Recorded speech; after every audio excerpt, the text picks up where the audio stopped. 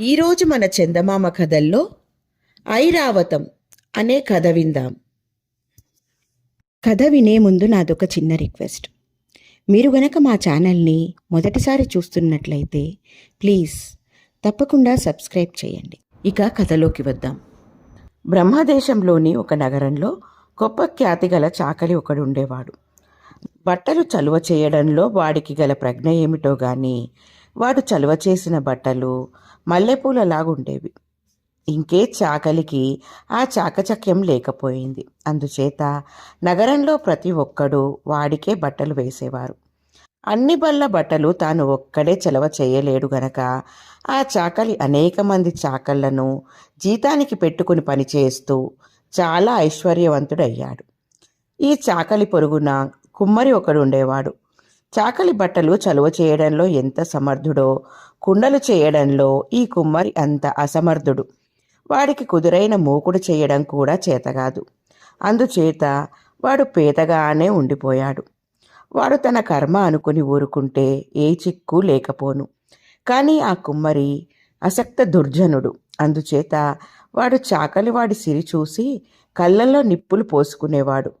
తాను ఏ విధంగానూ పైకి రాలేడు గనక చాకలిని ఎలా నాశనం చేద్దామా అని కుమ్మరి అస్తమానము ఆలోచిస్తూ ఉండేవాడు.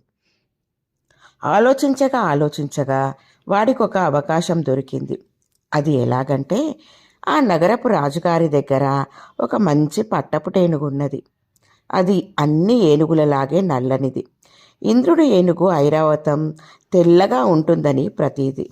తన ఏనుగు కూడా తెల్లనిదైతే తన దగ్గర కూడా ఒక ఐరావతం జాతి ఏనుగు ఉన్నదని లోకం మెచ్చుకుంటుంది గదా అని రాజుగారి తాపత్రయం.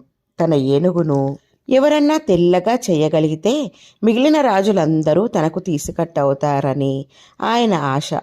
రాజుగారికి గల ఈ కోరిక గురించి దేశంలో అందరికీ తెలిసిపోయింది. ఒకనాడు కుమ్మరివాడు రాజభవనానికి వెళ్ళి అక్కడి భటులతో, నేను రాజుగారికి ఒక ముఖ్య విషయం మనవి చేయవలసి ఉన్నది అన్నాడు. అది రాజుగారి పట్టపటేనుగు గురించి అని కూడా తెలిపాడు. రాజుగారు వాడికి దర్శనమిచ్చాడు. క్షమించండి మహారాజా, ఒక చిన్న మనవి. ప్రభువువారు పట్టపుటేనుగును తెల్లగా చేయించాలనుకుంటున్నట్లు విన్నాను అన్నాడు కుమ్మరి. నిజమే, అలా చేయించాలనే నా ఉద్దేశం అన్నాడు రాజు. మరి మన ఊరి పెద్ద చాకలి బొగ్గును కూడా తెల్లగా చేయగలనని ప్రగల్భాలు పలుకుతాడు గదా. నిజంగా అంతవాడే కూడాను తమ పట్టపుటేనుగును చలవ చేసి తెల్లగా చేయమంటే ఎలా ఉంటుందంటారు అన్నాడు కుమ్మరి. నీ ఆలోచన చాలా బాగుంది. పెద్ద చాకలివి వట్టి ప్రగల్భాలో నిజమో తేల్చి పారేస్తాం అన్నాడు రాజు. వెంటనే ఆయన పెద్ద చాకలికి కబురు పెట్టాడు. చాకలి రాజభవనానికి వస్తూ తన పొరుగున ఉండే కుమ్మరి రాజభవనం నుండి వస్తూ ఉండడం చూసి రాజుగారికి చాకళ్లతోనూ కుమ్మళ్లతోనూ ఏం పని పడిందబ్బా అనుకున్నాడు. చాకలి వచ్చి తన ముందు సాష్టాంగ పడినాక రాజుగారు, చూడు చాకలి, నువ్వు ఎంత నలుపునైనా తెల్లటి తెలుపుగా మార్చగలనని చెబుతుంటావని మాకు తెలియవచ్చింది. మన పట్టపుటేనుగును తెల్లగా చేసే పని నీపైన పెడుతున్నాను. తెల్లటి ఏనుగు కోసం ఎంతకాలంగానో కలవరిస్తున్నాను అన్నాడు.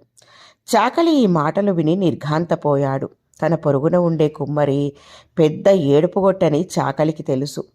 ఏనుగును తెల్లగా మార్చే ఆలోచన రాజుగారికి తట్టి ఉండదని, కుమ్మరే ఆయన బుర్రలో ఈ ఆలోచన పెట్టి ఉంటాడని చాకలికి సులువుగా తెలిసిపోయింది.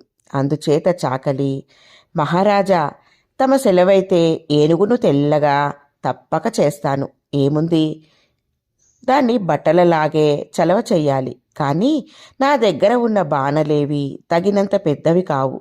అందుచేత తమరు ఏనుగు పట్టేపాటి బాణం ఒకటి తయారు చేయించారంటే ఆ ఏనుగును ఉప్పు చవుడులో చక్కగా ఉడకబెట్టి చలవ చేస్తాను అన్నాడు.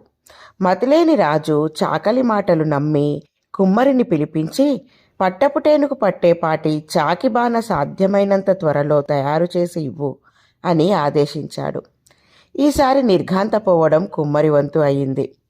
తాను చాకలి మెడకు వేద్దామనుకున్న ఉచ్చు తన మెడకే తగులుకున్నట్టయింది. అయినా రాజుగారి ఆజ్ఞ పాలించక తప్పదు. చిత్తం, అలాగే తయారు చేస్తాను అని కుమ్మరి రాజుతో చెప్పి ఇంటికి వచ్చి సాటి కుమ్మరులందరి సహాయంతో ఒక పెద్ద బాణ తయారు చేసి రాజభవనానికి చేర్చాడు. చాకలి వచ్చాడు. కుమ్మరి తయారు చేసిన బాణలోకి రాజభటులు అతి ప్రయాస మీద ఏనుగును ఎక్కించారు. కానీ ఏనుగు బాణలో కాలు పెట్టగానే అది కాస్త ముక్కలు ముక్కలుగా పగిలిపోయింది. రాజు కుమ్మరిని పిలిచి, బాణ మరీ పలచగా చేశావు, అది ఏనుగును భరించలేకపోయింది. ఈసారి చాలా మందంగా తయారు చేసి తీసుకురా అని తిరిగి ఆజ్ఞాపించాడు. కుమ్మరికి మతిపోయింది. కానీ రాజాజ్ఞ పాలించక తప్పదు. ఊళ్ళో కుమ్మరులందరూ చేరి చాలా మట్టి తెచ్చి దానితో చాలా లావైన బాణ తయారు చేసి దాన్ని అతి కష్టం మీద కాల్చి రాజభవనానికి చేరవేశారు. ఈసారి బాణ ఏనుగు బరువు తట్టుకున్నది. కానీ అందులో నీరు పోసి దాని కింద కట్టెల మంట పెట్టి కాస్తే నీరు ఎంతకు వేడెక్కలేదు. ఎన్ని బల్ల కట్టెలు కాల్చినా ప్రయోజనం లేకపోయింది.